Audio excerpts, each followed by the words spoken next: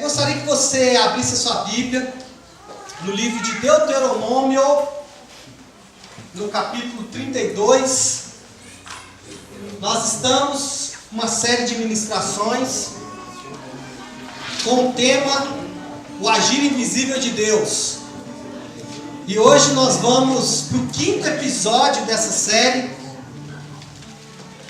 Nós vamos falar hoje de um tema que a gente canta muito, né? Nas asas da águia. Nós vamos entender o que significa estarmos nas asas da águia. Porque aparentemente parece que é uma coisa muito boa, e é mesmo. Mas vamos entender que ela produz alguma coisa. E é exatamente o que esse passeio nas asas da águia produz é que eu quero falar nessa manhã. Amém, pessoal? Amém ou não? Amém. Vocês estão passando bem? Está todo mundo... É? Amém ou não? Amen. Deuteronômio capítulo 32.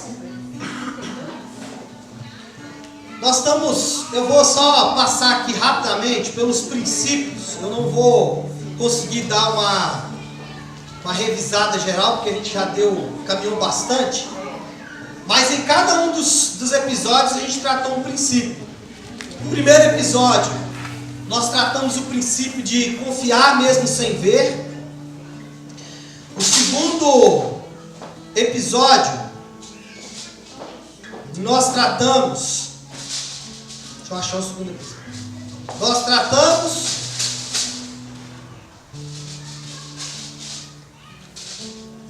No segundo episódio, nós tratamos do fato de que muitas vezes não, que Satanás, querendo nos destruir, ele acaba fazendo o serviço de Deus.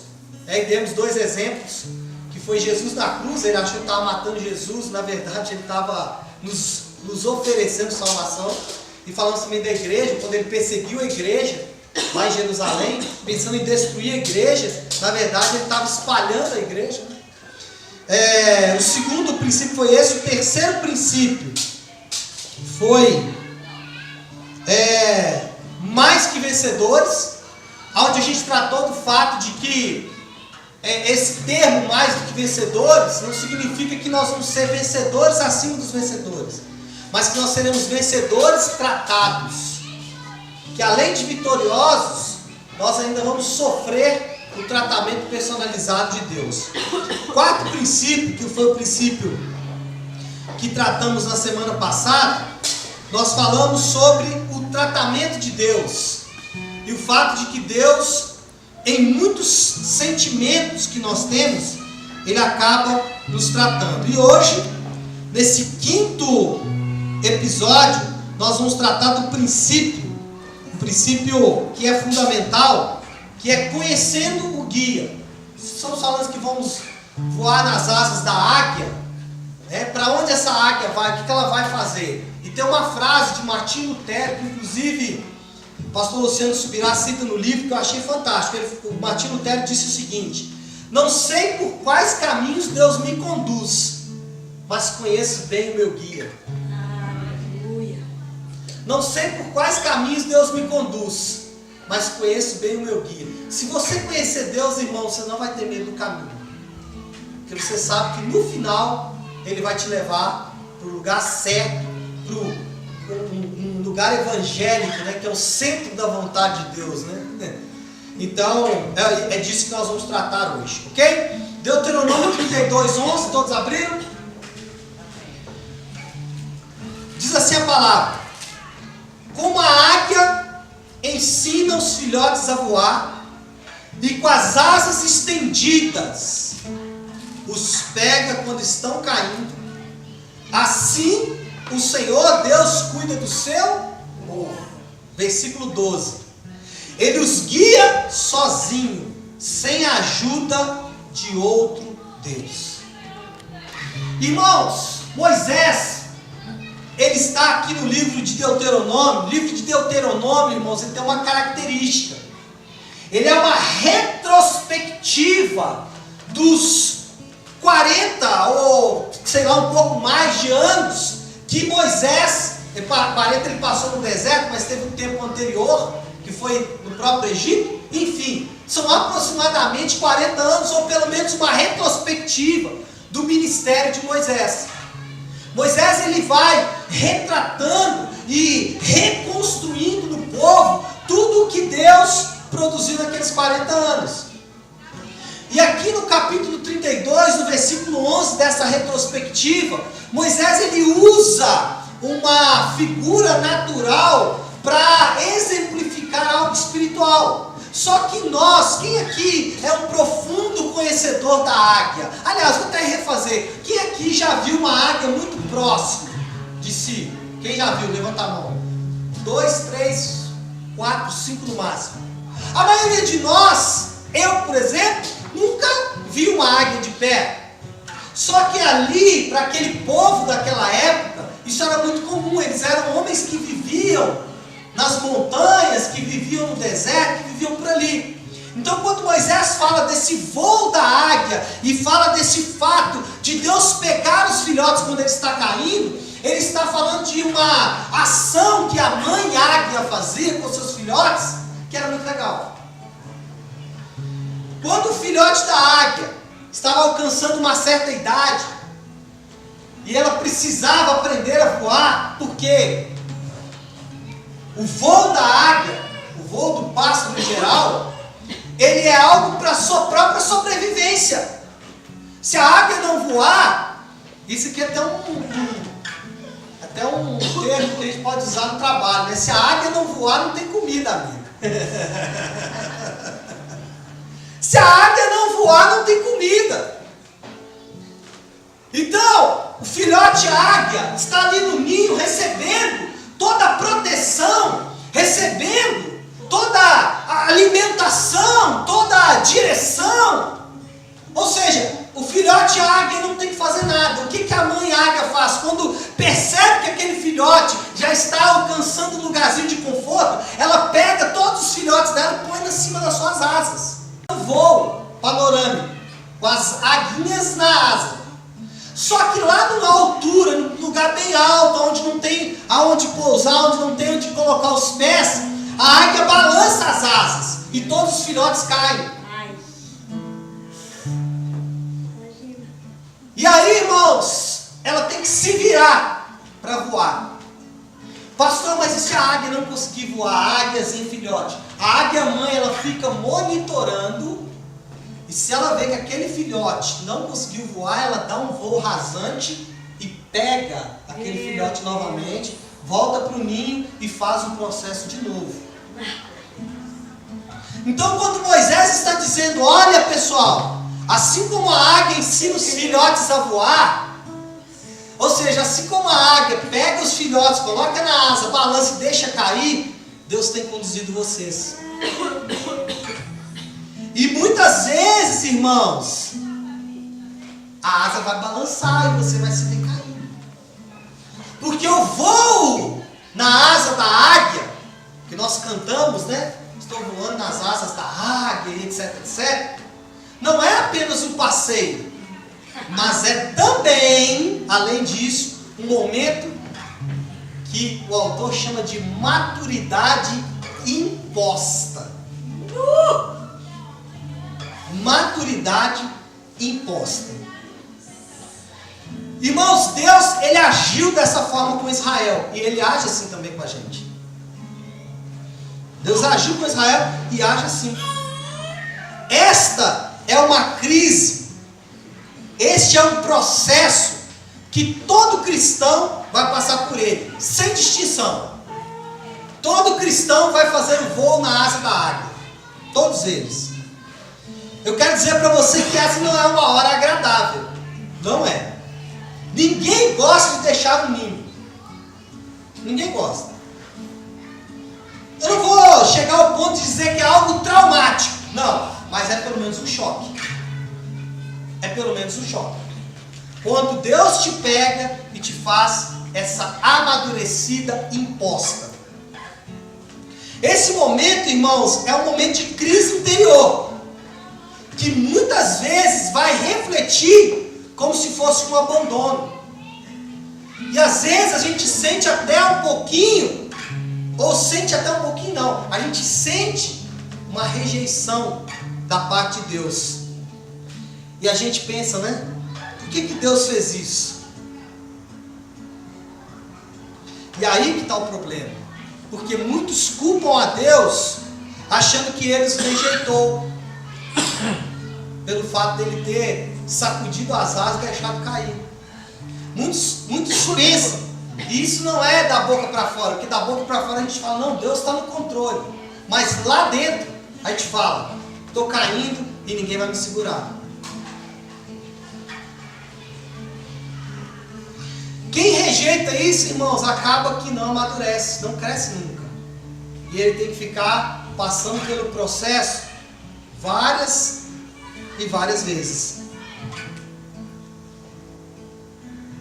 Irmãos, esse processo ele é parte, preste atenção, esse processo de rejeição ou aparente rejeição, para corrigir o termo, é algo inevitável na vida cristã. Então, nesse público que está aqui nessa manhã, nós temos pessoas que já passaram por isso. E eu quero dizer para você, se você já passou por isso, uma aparente rejeição da parte de Deus, um aparente abandono da parte de Deus, não fique triste com Deus. Ele estava trabalhando em você.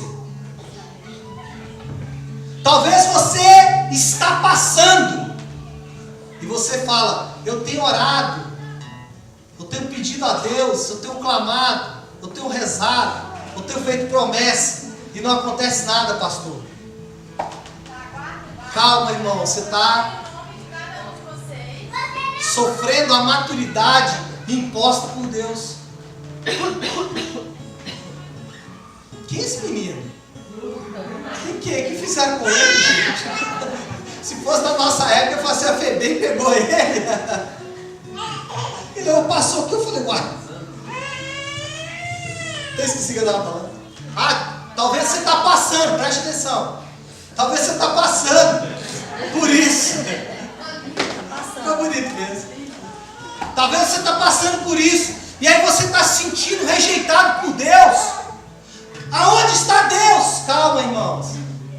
Se você, preste atenção, se você não conseguir voar dessa vez, Deus vai te pegar, te voltar para o ninho, mas eu vou te falar, vai jogar de novo. Pastor, eu nunca passei por isso. Então se prepare, vai passar. Então aqui só tem 3 tipos de pessoas: os que já passaram, os que estão passando e os que vão passar. Pastor, eu já passei uma vez. Talvez você vai precisar passar de novo. E de novo. Não porque você não amadureceu, é porque talvez você departamentalizou a sua vida, né? Como assim? Vida espiritual aqui, departamento da vida espiritual, departamento do casamento, departamento financeiro, é quase uma empresa, né? E aí, irmão, você vai ter que passar por isso na vida espiritual, vai ter que passar, porque o amadurecimento é assim. Primeira coisa que você precisa saber, que você precisa entender nesse processo, é que você tem que deixar a meninice. Alguém se manifestou, não se manifeste. 1 Coríntios capítulo 13, irmãos, versículo 11, é muito interessante, fala assim, Paulo falando do amor, né? 1 Coríntios capítulo 13 é o capítulo do amor, ele fala assim, quando eu era criança, falava como criança, sentia como criança e pensava como criança. Agora que sou adulto, parei de agir como criança. Irmãos, é impressionante o quanto nós somos crianças. É impressionante o quanto nós somos infantilizados. É impressionante como que as nossas reações, elas são reações de criança. E Paulo fala sobre isso, ele faz uma relação de sentimentos de criança. Ele fala ciúmes, brigas, contendas. que nós pregamos semana passada, um querendo ser mais do que o outro. Isso em todas as áreas, no casamento, na empresa. Na empresa, se o chefe chama a atenção de alguém, você comemora, né? Tomou. Se ele elogia alguém que não é você, você fica chateado. Em casa é assim. Se o marido não elogia a esposa, ela se sente menos. Isso é sinal de imaturidade. E eu estava falando com a pastora Flávia. Falei isso com ela essa semana, e era testemunho que eu estou dizendo. Eu tenho sério problema com a censura, eu não gosto de chamar a atenção, e com louvor. Quando alguém me elogia, eu me sinto a última Coca-Cola do deserto. Eu me sinto bem. Nossa, é demais. Quando alguém fala, pastor, que palavra, eu falo, verdade. Nada, irmão. Eu estava vindo no carro agora de manhã com o Davi, né? E assim, essa semana eu tô, não sei o que aconteceu, eu tô com algumas pérolas poderosas, né? E aí o Davi tá falando alguma coisa comigo, que eu não posso falar o que é, senão ele vai escandalizar, e a igreja também, tô brincando, né? E aí ele falou comigo assim, que ele constata algumas coisas, pai, eu vejo isso errado e tal. Eu falo assim, Davi, quem tem o poder de constatação, essa é boa, irmão, se você anotar. Eu vou até me posicionar aqui que eu vou fazer uma reação gospel.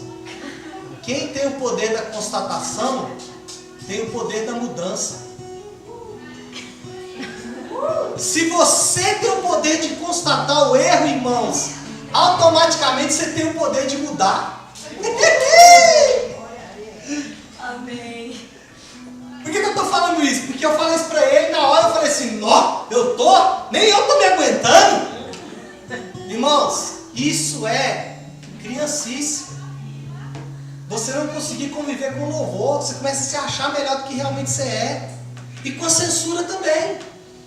E Deus precisa tratar isso. E Ele vai tratar como? Exatamente. Ele vai tratar fazendo um voo panorâmico com você. Olha como é o mundo.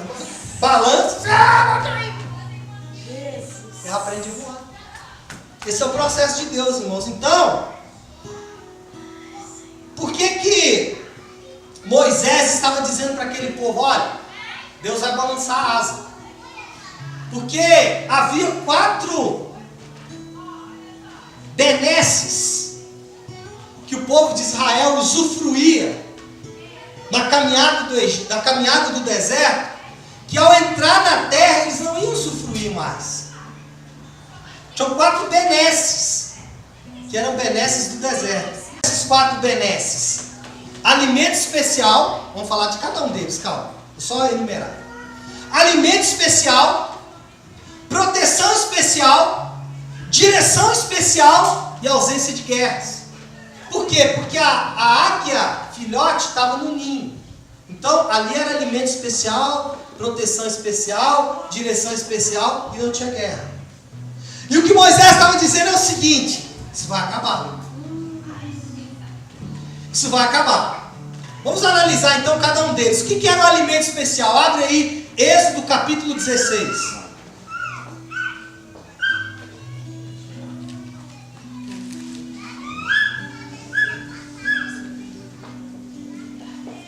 Êxodo capítulo 16.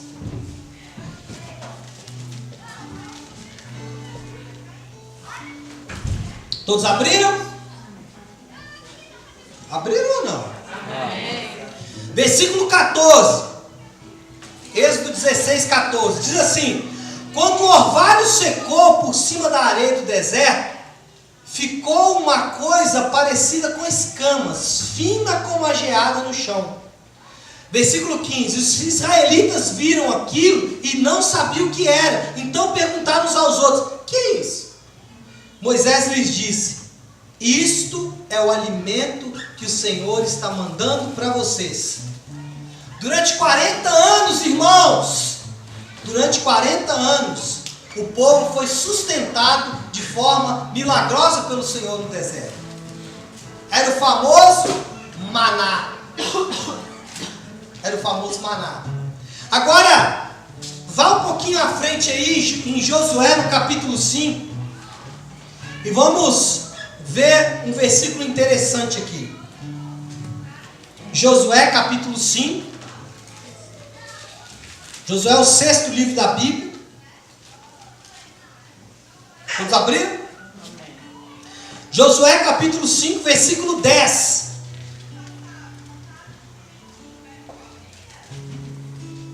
Amém?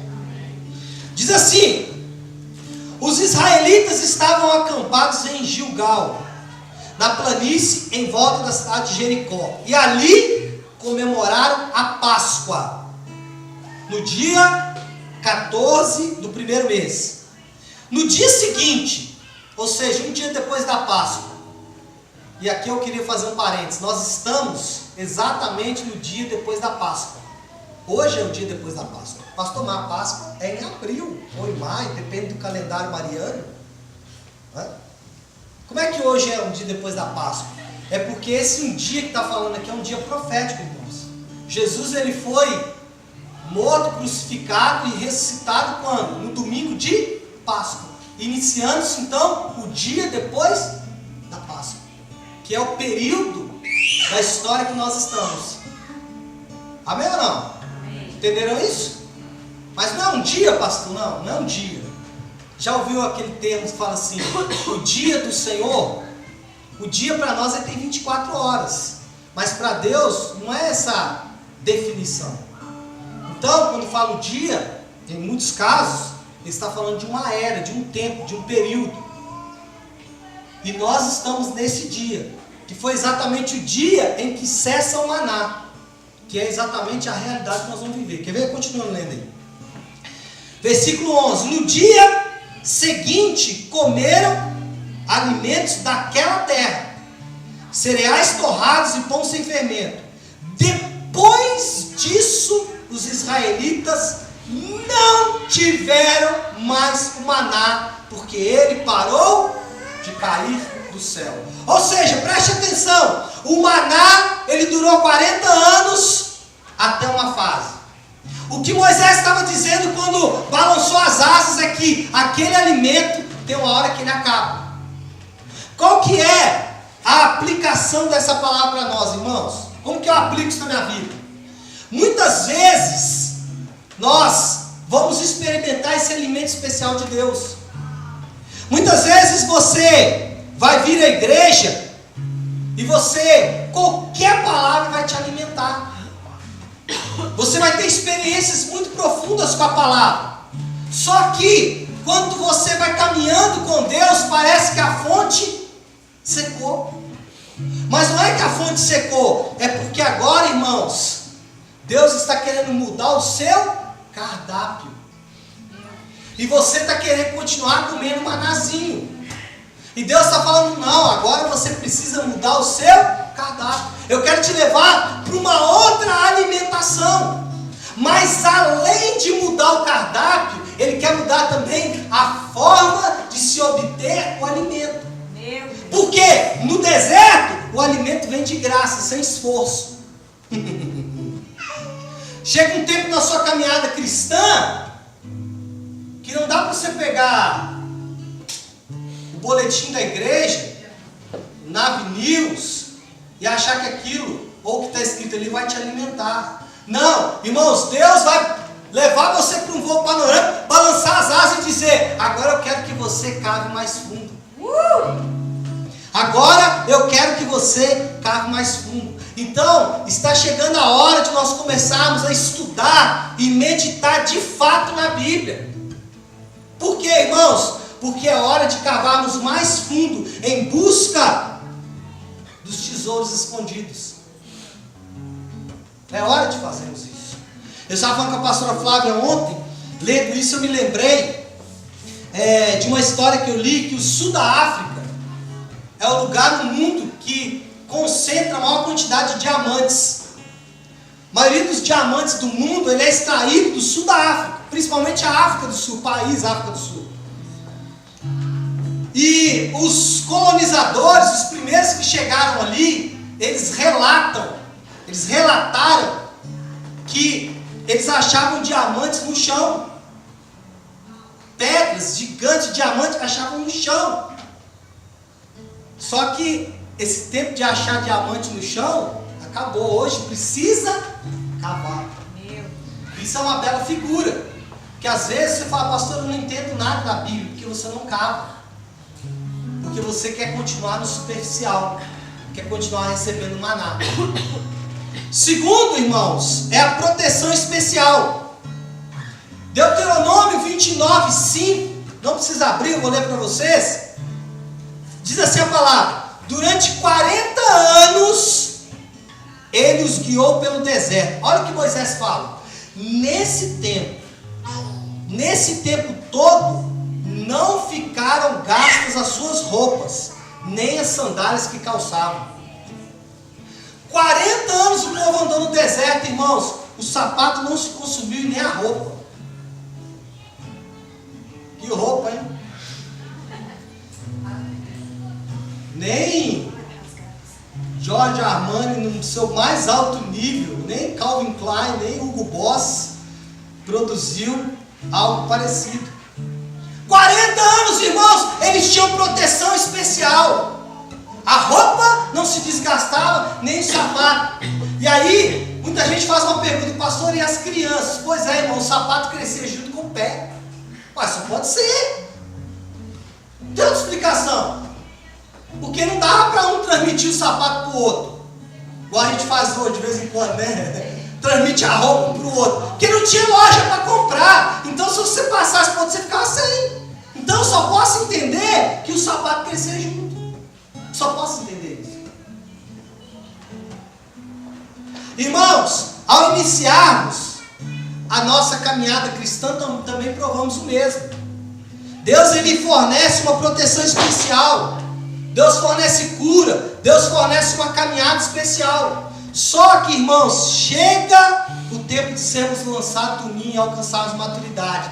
E aí, Deus tira essa proteção para o quê, irmãos? Para você fazer duas coisas. Sapato e roupa. Sapato e roupa. Duas figuras espirituais. Sapato é onde eu ando. A partir de agora, Deus quer que você produza a sua sandália.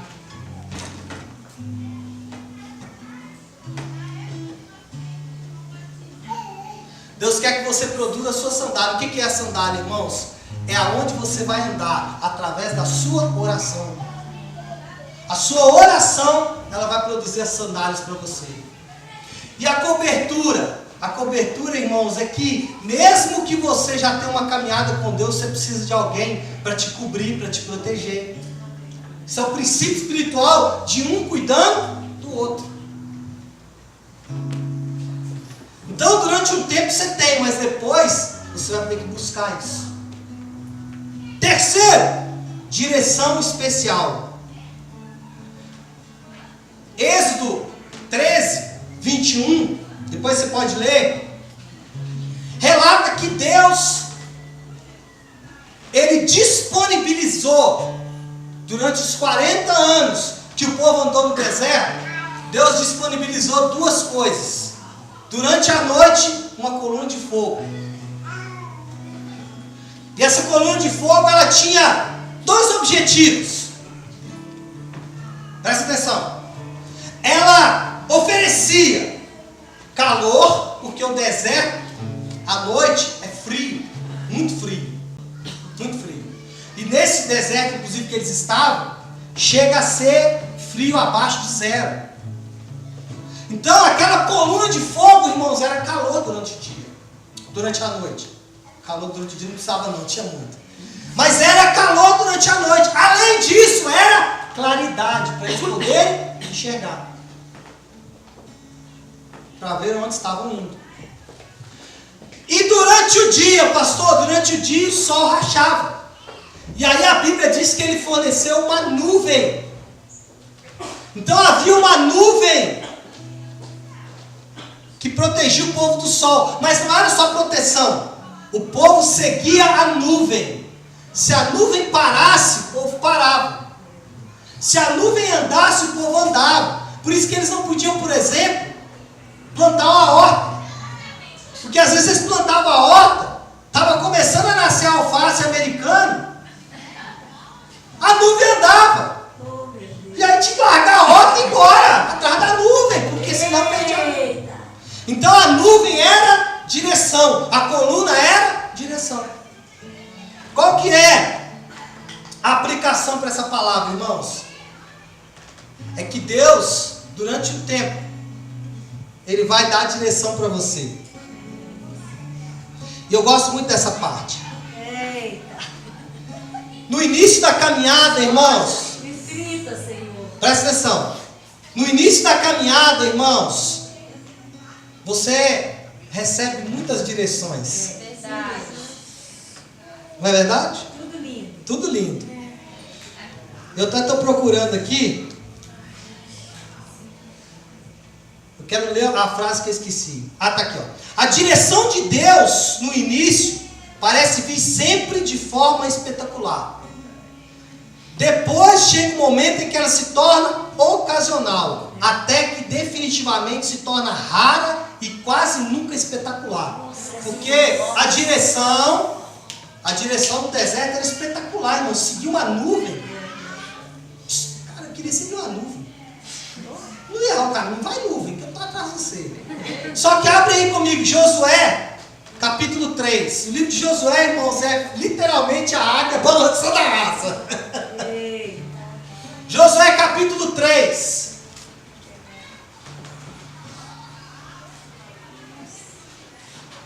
Ai, ai. Então, seguir a nuvem é algo espetacular. Só que quando o povo entra na terra, o que acontece? Josué 3, todos abriram? 3 dias depois, capítulo 2, tá? Josué capítulo 3, versículo 2. Amém? 3 dias depois, os líderes passaram pelo meio do acampamento, dizendo ao povo. 3 dias depois, os líderes passaram no meio do povo, dizendo alguma coisa. Nave News. Quais são as novidades? Quando vocês virem os sacerdotes levitas carregando a arca da aliança do Senhor nosso Deus, arrumem suas coisas e sigam a arca. Assim vocês ficarão sabendo para onde ir, pois nunca passaram por este caminho. Porém, não cheguem perto da arca, fiquem longe dela pelo menos 1 quilômetro. Irmãos, olha que doido.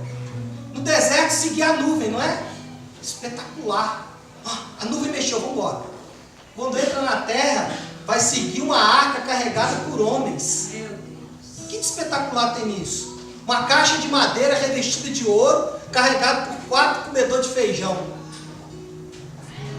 Acabou o espetacular. Meu Deus. Agora, alguns homens vão direcionar. Não é que você vai... Se vocês sabem disso, eu não tenho essa cultura aqui de ficar a direção do profeta. Nada disso. Mas deixa de ser espetacular.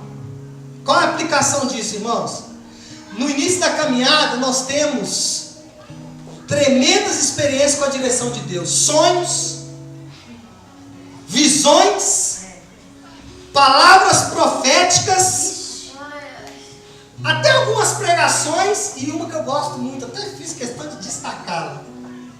Abrir a Bíblia para receber instrução. Eita. Abre aí, vê o que está escrito aí.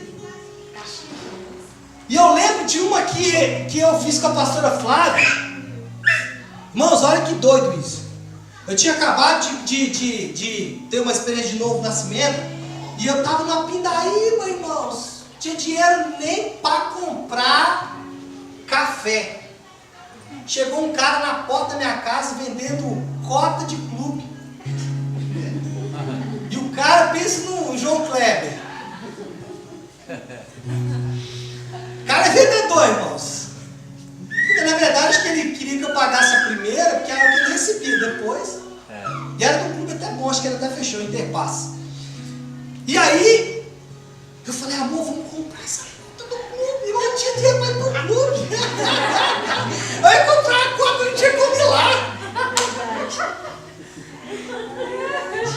Não precisava nem de orar, precisava orar para um negócio desse. Era só pensar, não precisava nem ser espiritual, não. Mas aí, a pastora Flávia sempre foi muito mais sábia do que eu. Sempre foi, muito mais. Ela falou assim, amor, vamos orar. Aí eu falei, bom, vou dar uma aqui que vai arrebentar. Então abre a Bíblia e vamos ver o que está escrito aí. pegou, abriu a Bíblia. Você lembra disso? Isaías 55. Isaías 55. Sabe o que estava escrito lá, irmãos? Preste atenção. Sabe o que está escrito lá? Não, gaste o teu dinheiro com aquilo que não é pão. Desse jeito.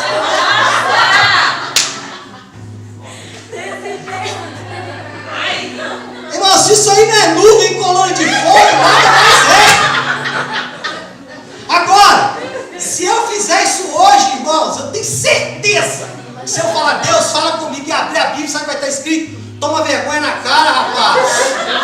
Pastor, mas nem tem esse versículo lá, mas Deus cria, só para me tomar vergonha. Sabe por quê, irmãos? A coluna de fogo passou, não tem mais negócio de sonho e visão. Meu Deus! Então o que Deus quer fazer? Deus quer falar no meu espírito. Pastor, o que é espírito? Meu Deus! O que é espírito? Quem está fazendo aula comigo segunda-feira? Neia, está aqui na minha reta. Marcinho também, mas como eu olhei primeiro a Neia, vai ser a Neia. Não, vou deixar cada uma falar uma, porque a Cléo está ali também. Funções do espírito, qual que são? Com? Intuição. Então vai. Qual que é a outra? Intuição, com.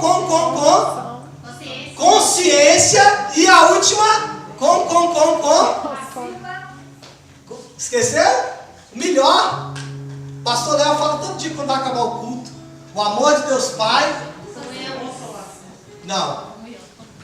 Alguém soprou aqui. Comunhão. Espírito, irmãos, é o lugar da consciência, da intuição e da comunhão. Então chega um momento que Deus vai falar no seu espírito, através do espírito dele. Pastor, como que é isso? É claro que nós precisaríamos de um culto, 2, 3, uns 10 para poder falarmos sobre isso. É um assunto importante, mas é uma bela doutrina bíblica. Chega um tempo, irmãos, que Deus vai te direcionar no seu espírito. Meu Deus. É claro que não só. Eu tenho falado muito isso com a pastora Flávia. Eu falo muito assim, amor. Às vezes a pessoa ouve uma direção de Deus no Espírito, irmão, já vai fazendo. Não faça isso, calma. A voz de Deus no interior é uma das direções, mas ela vai vir acompanhada de algo que eu acho maravilhoso. Chama a paz. A paz é o árbitro, é o juiz. É aquele que fala se tem alguma irregularidade ou não. Deus deu uma direção, você tem convicção que é Deus, deixa vir paz. Se não vier paz, não faz. Ah, mas Deus falou. Se Ele falou, Ele vai dar paz.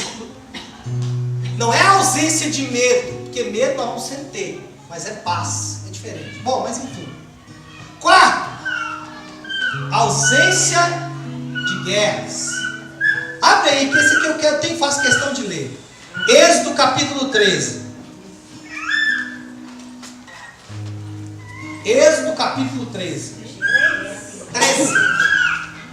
Êxodo capítulo 13. Esse eu faço questão de ler porque ele é muito bonito.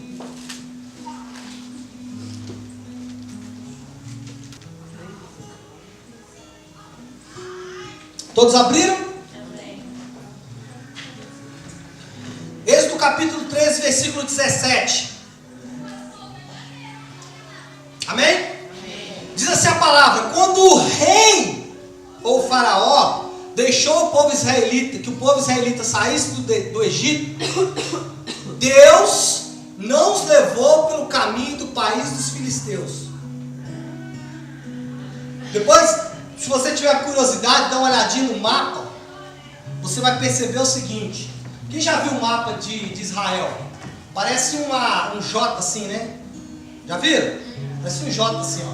Israel está toda lateral ali daquele J, está Israel aqui. Aqui embaixo é o Egito. E aqui é os filisteus. Os filisteus estão entre Israel e o Egito. O que Deus faz? Em vez de tirar o povo que ia ficar aqui em Israel e fazer que passar correndo pelo lado desse J, o que Deus faz? Deus faz o povo vir por aqui, depois subir e vir por cima na terra de Israel. Fala, por que Deus deu essa volta? O segredo está aqui. Olha aí o versículo 18. Aliás, ainda o 17. Quando o rei deixou que o povo de Israel saísse do Egito, Deus não os levou pelo caminho que vai país dos filisteus, embora fosse mais curto. Deus pensou assim, eu fico pensando, Deus pensou, como é que é Deus pensando? Será que ele demora 30 segundos? Deixa eu pensar. Enfim, Deus pensou assim, não quero que os israelitas mudem de ideia e voltem para o Egito quando virem que terão que guerrear. Ai, meu Deus é Deus demais, gente.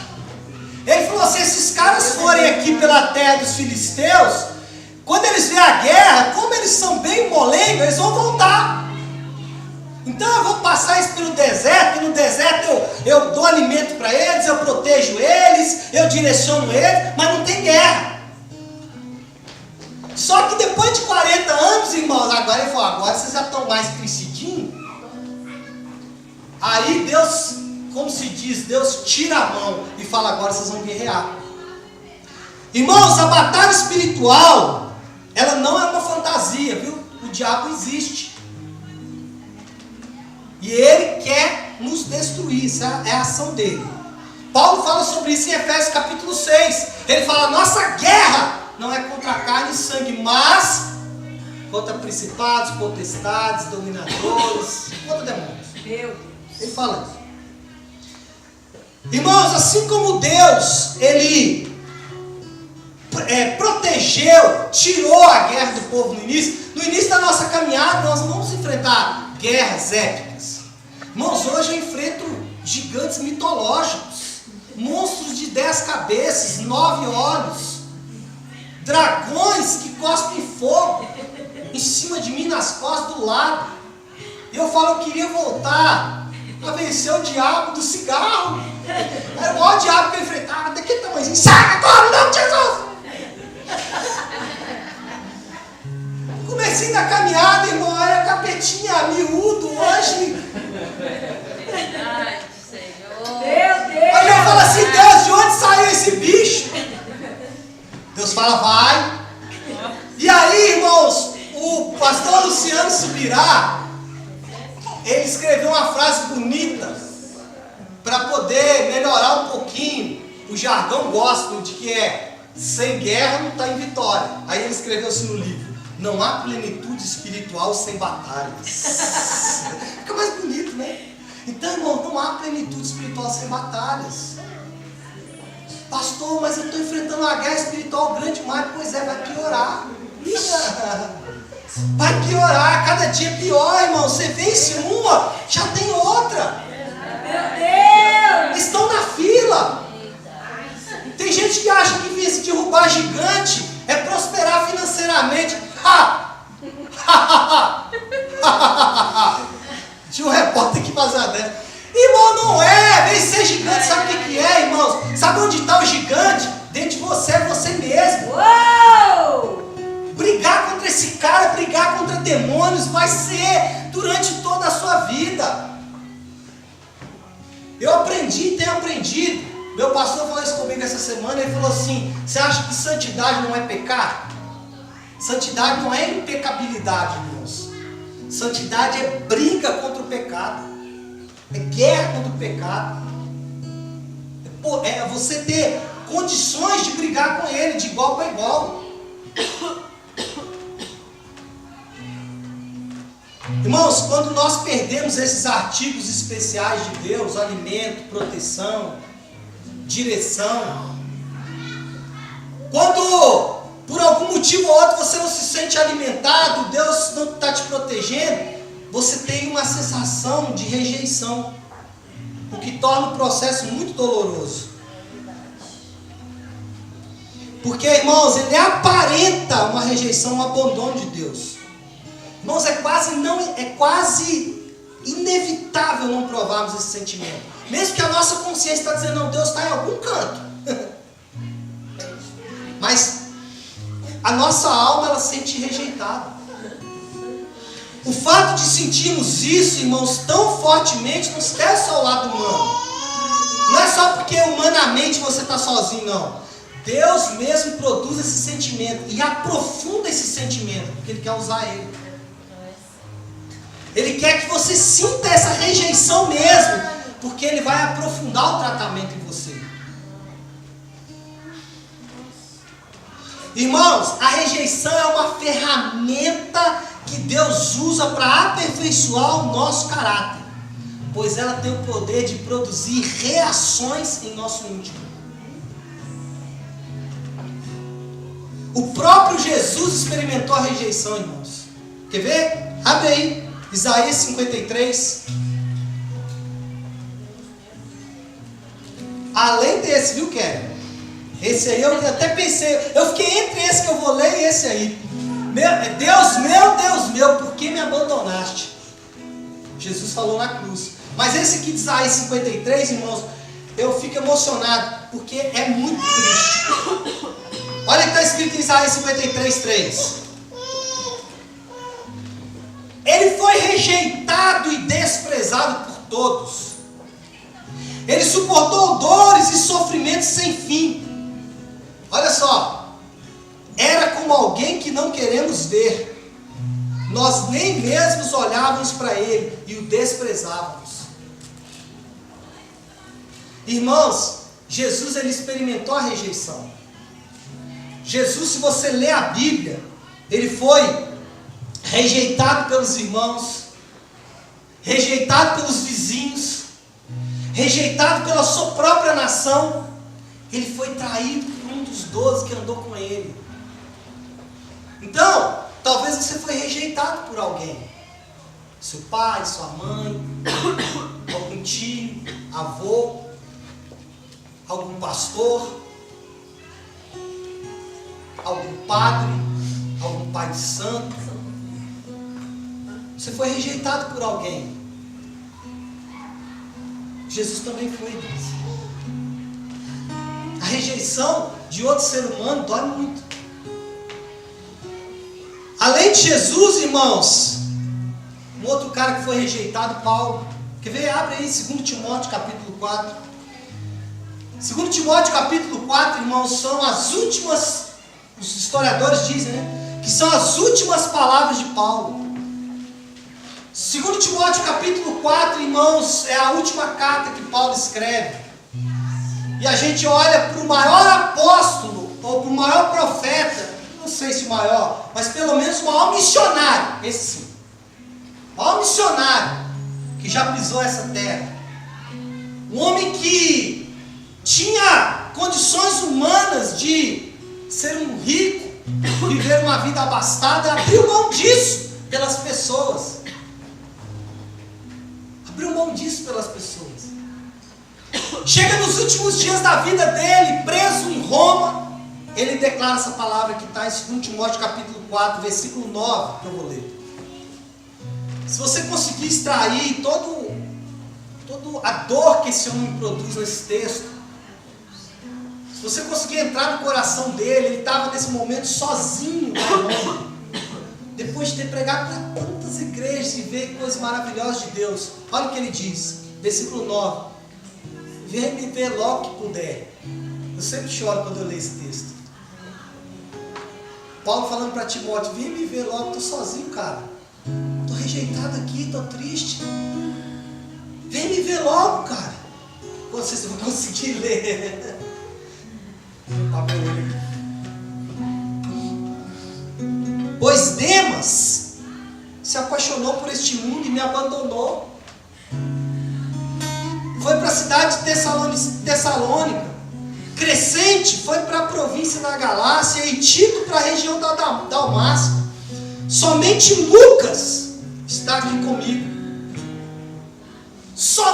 Irmãos, o cara pregou para um monte de gente, reis, profetas, viu coisas impressionantes de Deus, e nos últimos dias da vida dele ele fala: estou sozinho, Timóteo, quando você puder, vem me ver, cara.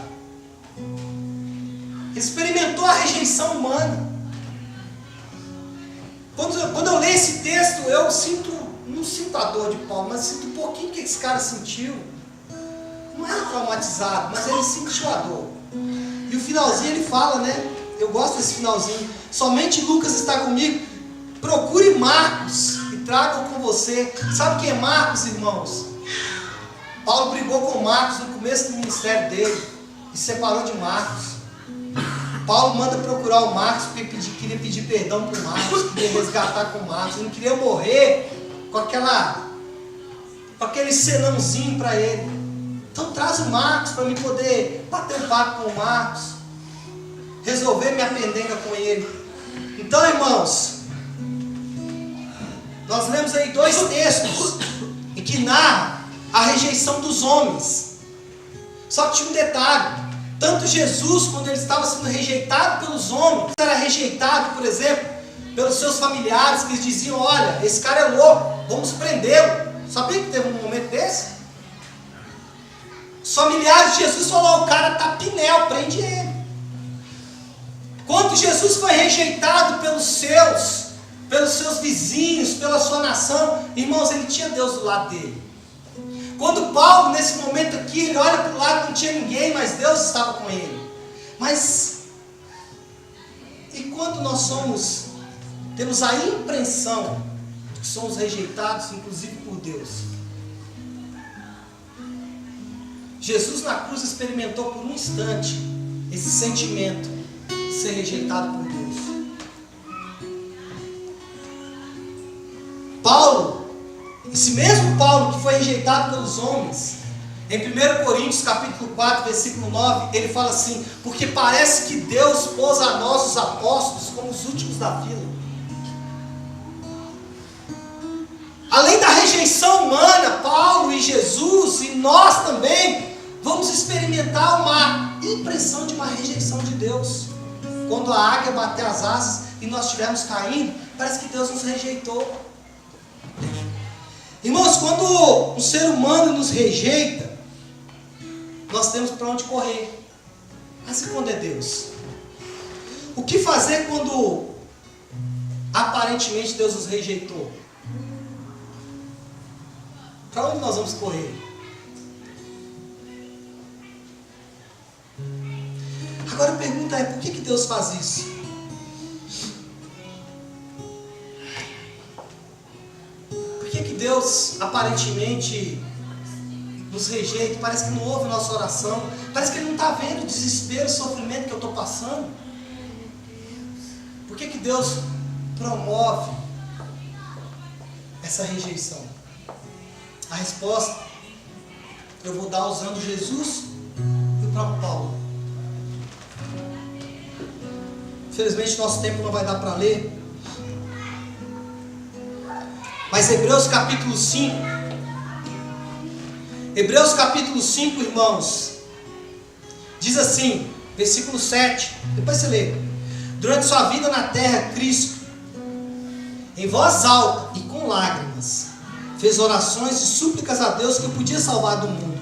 E as suas orações foram atendidas porque ele era dedicado a Deus. Versículo 8. Embora fosse filho de Deus, ele aprendeu, por meio dos sofrimentos, a ser obediente. Irmãos, a rejeição, a aparente rejeição de Deus, produziu uma reação dentro de Cristo. Ele foi obediente até a morte. Ele falou: Deus, o Senhor me desamparou, mas eu vou cumprir a minha parte. E quando eram os últimos momentos dele lá na cruz, Deus falou: calma, filho, eu estou aqui.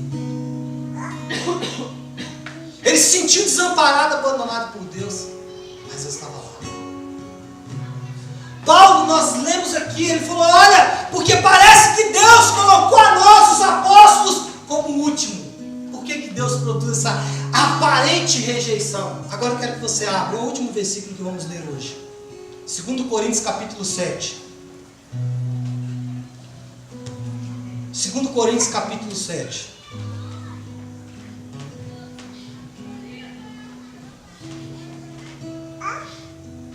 2 Coríntios capítulo 7. Todos abriram?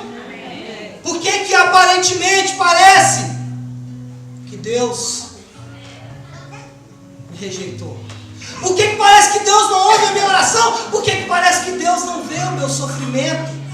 Sabe por quê, irmãos? Porque Ele quer produzir uma reação dentro de você. Ele quer que você desperte. Lembra da semana passada que nós falamos que a angústia não é ruim? Ela é um sinal de que alguma coisa em algum lugar não está bom. A rejeição, irmãos, primeiro, eu vou falar isso aqui na conclusão, não significa que Deus te rejeitou, que isso Ele não faz. mas Ele quer produzir uma reação dentro de você. Pastor, qual é a reação que Deus quer produzir dentro de mim por causa dessa aparente rejeição? Está aí, 2 Coríntios 7, 9. Mas agora eu estou alegre, Paulo falando, não porque vocês ficaram tristes, olha só, eu estou alegre, não porque vocês ficaram tristes, mas porque aquela tristeza fez com que vocês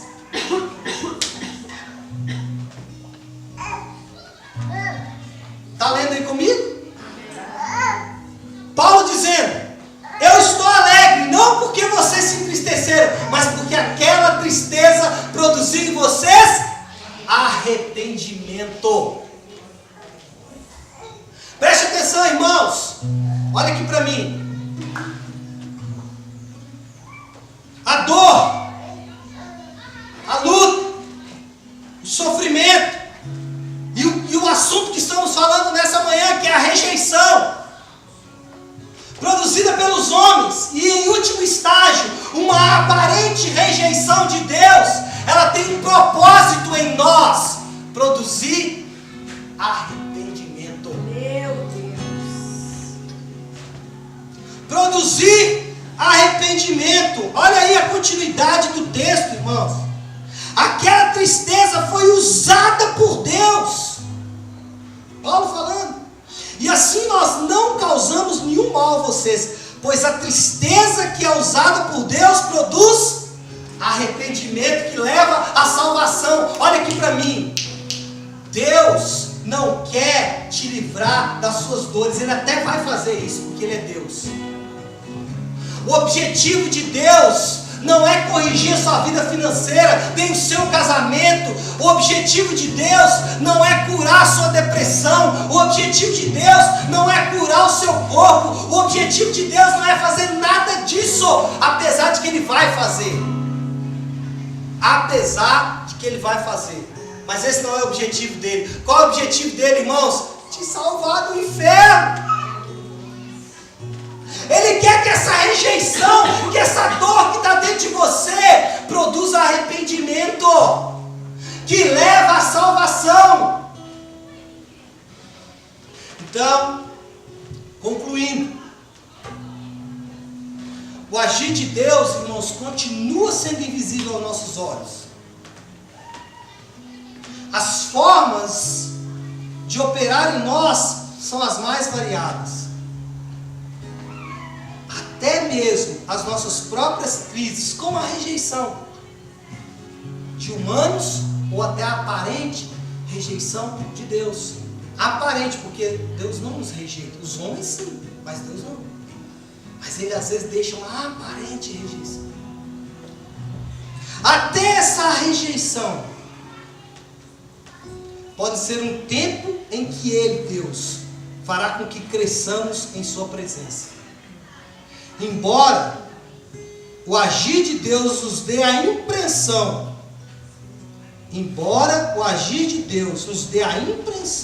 algumas vezes, de ser tão certo e tão imprevisível que parece que não vai acontecer. Parece que o agir de Deus é tão incerto, tão imprevisível que a gente nem acha que vai acontecer. Apesar disso, irmãos, uma coisa nós temos com certeza: Ele jamais nos abandonará. Aleluia. É uma promessa dele. Oh. Ele estará conosco todos os dias, até a consumação dos séculos. Porque nós precisamos compreender essa aparente rejeição, que pode ser mais um. Nós precisamos compreender essa aparente rejeição de Deus, porque pode ser mais um instrumento do agir invisível de Deus em nossas vidas. Amém? Se coloque de pé no seu lugar.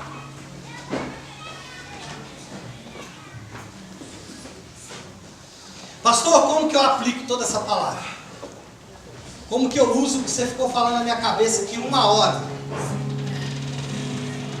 Irmãos, não deixe tudo para Deus fazer. Preste atenção. Não deixe tudo para Deus fazer. Arrancar o olho é você que faz. Meu Deus. Ele fala assim: Se o teu olho te impede de ir para o céu, arranque o teu olho. Arrancar o olho é você que vai fazer. Você está nas asas da águia, irmão. Deus te jogou para o alto. Você está se sentindo rejeitado. O que você tem que fazer? O que a águia tinha que fazer? Bater as asas. Então bate as asas. Outra coisa que você precisa saber é que o crescimento, o amadurecimento, ele não vem porque você apanhou. Preste atenção. Preste atenção. O amadurecimento não vem porque você apanhou.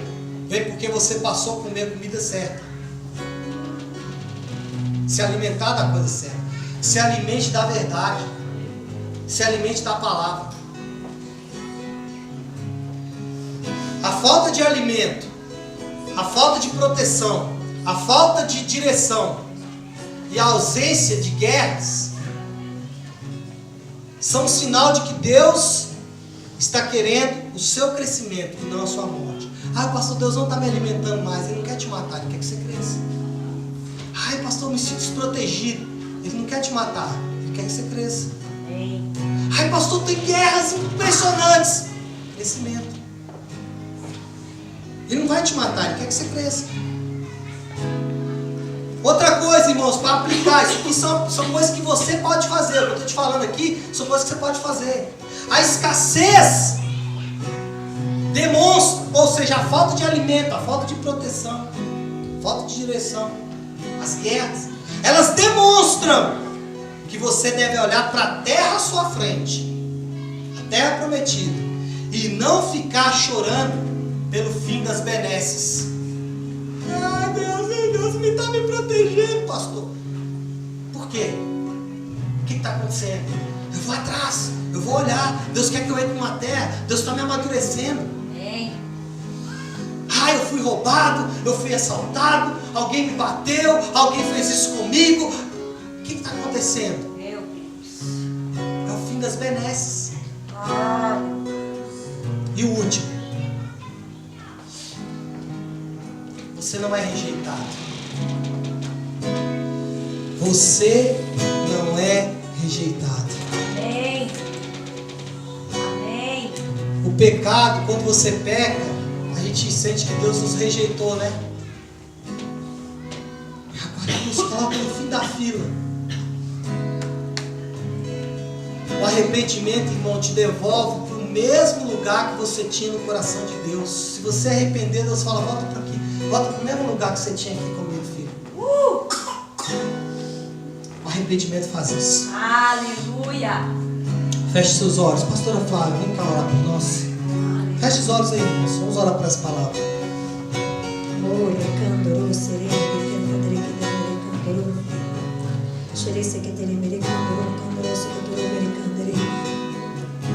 Senhor, nós estamos aprendendo coisas tão profundas em relação à tua relação conosco. Há tantos ensinos errados no evangelho simplista, mas nós queremos, na verdade, a essência simples do evangelho. Amém. O que falta em nós é mais confiança no teu amor. Espírito Santo, segundo o Senhor deixou registrado em João 14, 26, que o Senhor nos ensinaria todas as coisas. Nos ensina o tempo em que estarmos nessas asas, o tempo em que nós somos soltos nessas asas e o tempo em que nós aprendemos a voar. Nos ensina. Nisso também está incluso todas as coisas. Nós vamos assentar à tua mesa agora e comermos como família de Deus, da carne e do sangue, celebrando essa aliança que fala sobre a morte do nosso Cristo e anuncia a volta dele. E é para isso que nós estamos focados na sua volta, focados na sua volta e atraindo para ti o maior número de pessoas possível. Ainda que aqueles que escutem sobre juízo, sobre domínio, não queiram ouvir mais, mas nós desejaremos continuar atraindo. Continua falando conosco, Espírito Santo.